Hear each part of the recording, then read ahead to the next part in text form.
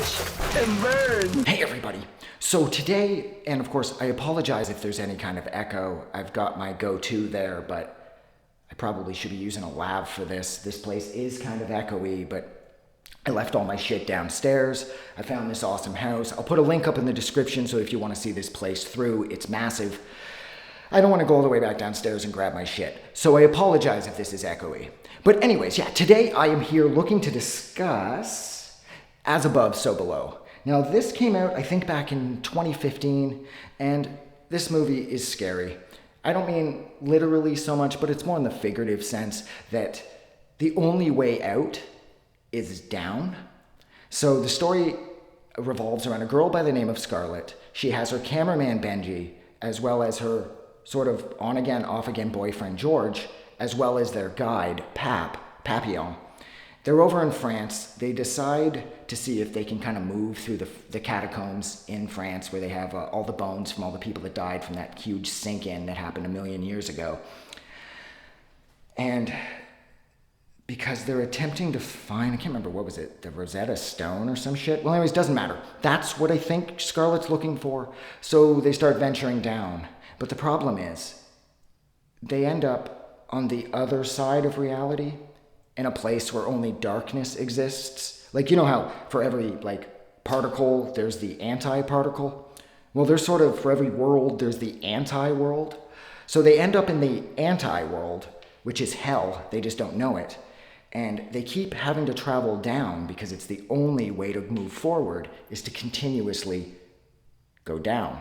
And that is just so fucking creepy and off-putting. So they do. And they actually end up in the entrance to hell because the inscription above, of course, just like from Dante's Inferno, is "Abandon all hope, ye who enter here."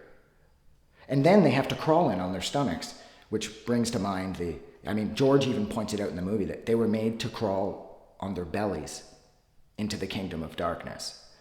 So then they're in hell. And hell was fun. It's got teeth and ears and fingers coming out of walls from people who've sort of been encased in this version of hell. And I believe this movie. This movie is really claustrophobic and it's so tight. And you feel that clawing sense of panic, like you can't breathe.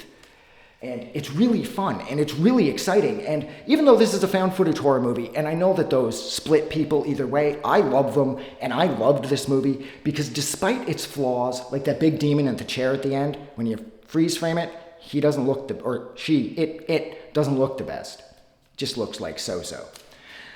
But if you get past the flaws and the fact that it's a found footage movie, because I know that's going to rub some people the wrong way, I found this to be a really, really fun and exciting experience that I've watched this movie dozens of times just because I love the idea of them having to go deeper to find their way back to the surface.